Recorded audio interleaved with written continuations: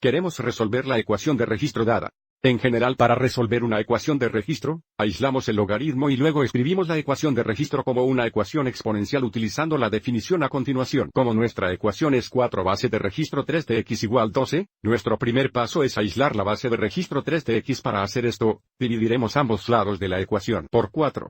Así que de nuevo, si tenemos 4 base de registro 3 de x igual 12, dividiremos ambos lados por 4. Que nos daría la base de registro 3 de x igual 3, que es lo que entramos aquí cuando dice aislar la parte logarítmica de la ecuación. Así que ingresaremos la base de registro 3 de x igual 3. Hay dos maneras de ingresar esto en la computadora. Podemos entrar desde el registro del teclado guión bajo la base.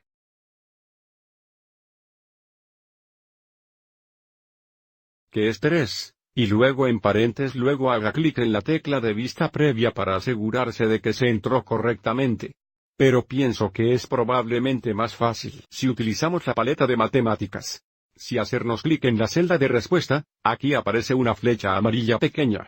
Si hacernos clic en la flecha amarilla, esta paleta de matemáticas aparece. Si hacernos clic en la pestaña de funciones, podemos hacer clic en este logaritmo aquí y luego cambiar la base a 3. Ingresar la ecuación y hacer clic en guardar. Pero es importante utilizar siempre el botón de vista previa para asegurarse de que se entró correctamente.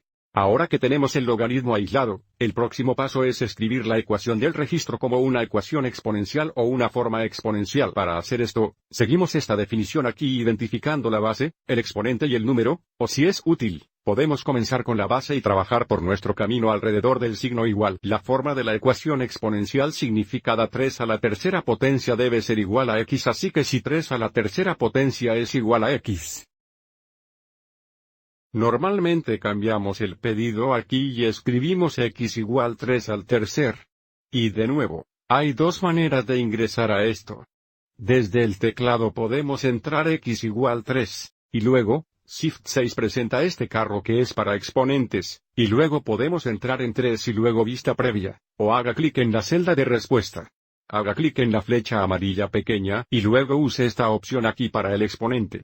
Y ahora para la última parte, quieren la respuesta exacta, por lo que necesitamos evaluar 3 a la tercera. Bueno, de 3 a 3 es igual a 3 por 3 por 3 o 27. Así que nuestra solución final es x igual 27. Espero que encontraras esta útil.